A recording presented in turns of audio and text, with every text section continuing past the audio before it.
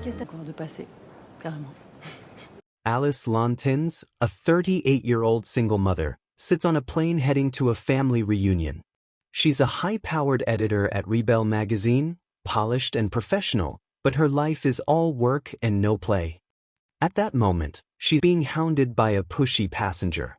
Alice, quick on her feet, pulls Balthazar close to distract the man, defusing the situation. She notices a young guy, Balthazar Apfel, in her assigned seat, casually sprawled out.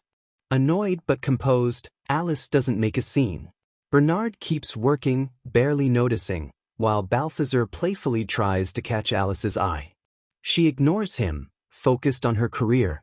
Little does she know, this quirky 20-year-old is about to change her life.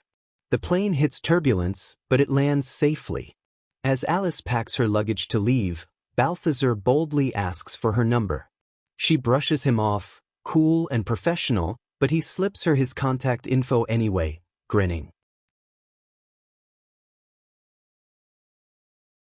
Back at Rebel magazine, Alice is in the running for a big promotion to editor-in-chief.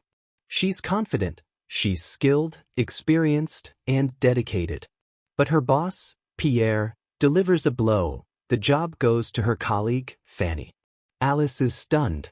Pierre explains that Fanny is outgoing, connects with everyone, and brings energy to the team.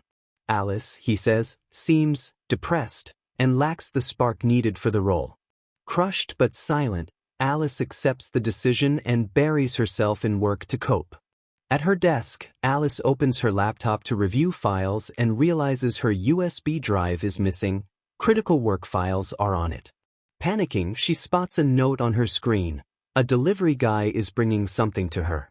Too busy to wait, she calls the number. It's Balthazar at a lively bar with friends. He teases her about the USB drive, saying she'll have to come get it. Alice, all business, doesn't hesitate. She heads to the crowded bar, a place she'd never normally visit. Her only goal is to retrieve the USB drive and get back to work. But Balthazar doesn't have it on him. He left it at his place. Frustrated, Alice follows him to retrieve it. Outside the bar, Alice freezes. A quirky pink scooter is parked in front of her, Balthazar's ride. She's never seen anything like it and hesitates, but his earnest eyes convince her to hop on. He hands her a helmet and they speed off. Unbeknownst to them, Alice's colleague, Lisa, snaps a photo, mistaking their closeness for a scandalous moment. The gossip spreads like wildfire at Rebel. Alice, the serious editor, with a young guy? It's juicy news. Alice retrieves her USB drive and heads home, ignoring Balthazar's attempt to chat. He calls after her, "Maybe we could grab coffee sometime?" "No pressure." She shuts him down, flustered. "I'm busy, Balthazar. You're nice, but I'm not interested. Bye." Yet his words linger. "You've got this rebellious spark, Alice. A little madness, a little magic. That's what I like." Alice stands frozen, his words hitting a nerve. She's a single mom to her teenage daughter, Rose, and her life revolves around work and parenting. That's not on her radar. But Balthazar's boldness stirs something. At home, her friend Sophie urges her to date again. It's not just about love. A relationship could boost your image at work, show Pierre you're vibrant, promotable. Alice, inspired, cranks up the music, sips red wine, and opens her wardrobe. She makes a wild choice, a bold, youthful dress. The next day, she shows up at Balthazar's university, turning heads. Balthazar is shocked but thrilled. "What are you doing here?" he asks. "Lost your number," Alice lies smoothly. "Thought I'd drop by." He's nervous but excited, and they tour the campus together. Alice, feeling a spark, invites Balthazar to dinner. At the restaurant, he's fascinated by the high-tech projection on the door, geeking out over the design. Alice, amused, opens up about her work at Rebel.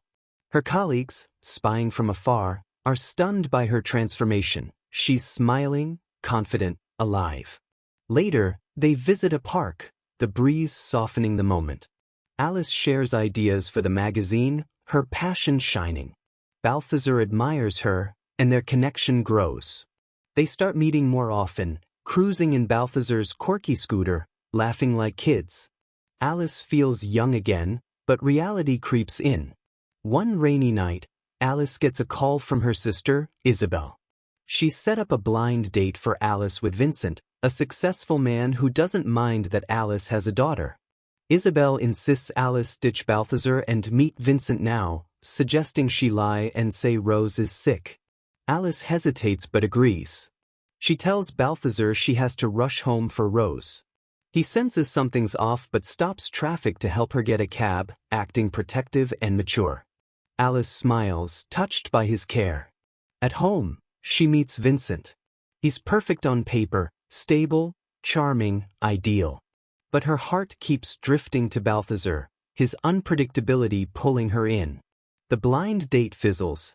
Alice can't stop thinking about him. Their connection deepens at a fashion show for Rebel. Alice warns Balthazar to stay put, but when a model trips on the runway, he rushes to help, ignoring protocol.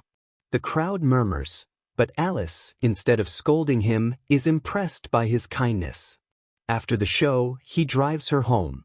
The night feels electric, their feelings unspoken but strong. They linger, not wanting to part. At her door, Alice impulsively kisses him. Balthazar, caught in the moment, kisses her back, lost in the sweetness. But as Alice heads to work the next day, she notices a chalk arrow on her doorstep. She follows it, finding a recorder with Balthazar's voice inviting her on a date, a whimsical train ride. They wear matching headscarves, laughing, carefree. Balthazar teases, "You'll be 40 when I'm 21. When you're 50, I'll be 31. What happens then?" Alice, serious, says, "Maybe this isn't a good idea." But her heart disagrees. Back at Rebel, Pierre tasks Alice with an ad campaign shoot. Desperate to prove herself, she recruits Balthazar to model, despite his lack of experience. He agrees, hoping to win her back. At the shoot, tensions rise. The photographer barks orders, treating Balthazar like a prop. Alice's friend Lisa whispers to Balthazar, letting slip that Alice's pursuit of him was partly to boost her image at work. Devastated, Balthazar feels used. He kisses Alice fiercely in front of everyone, a mix of anger and love, then storms out, refusing to continue. Alice chases him, begging him to finish the shoot. "It's just work," she pleads. But Balthazar snaps, "Is that all I am to you? Work." Hurt, he walks away. Alone, Alice plays the recorder again. Balthazar's voice, warm, sincere, reminds her how safe she feels with him. She realizes she's in love, age gap be damned. Determined, she goes to his university, bursting into his classroom. The professor mistakes her for a substitute teacher, and students bombard her with questions. Flustered but resolute, Alice locks eyes with Balthazar. "I was a coward," she admits, voice shaking. "I pushed you away, but I'm done hiding. I love you." The room goes silent. Balthazar, stunned, smiles. They leave together, hand in hand, ready to face whatever comes next. The next day, Alice returns to Rebel with a new energy. Pierre notices her spark, reconsidering her for the promotion. Balthazar, meanwhile, works on his design projects, inspired by Alice's passion. They meet at a cafe, laughing over coffee. "We're a little crazy, aren't we?" Balthazar says. Alice grins. "A little madness, a little magic. That's us."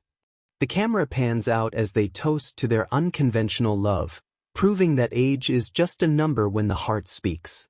Thanks for joining Movie in Minutes. If you loved this recap of It Boy, check out our channel for more romantic comedies packed with heart and humor. Subscribe and stay tuned for your next movie fix.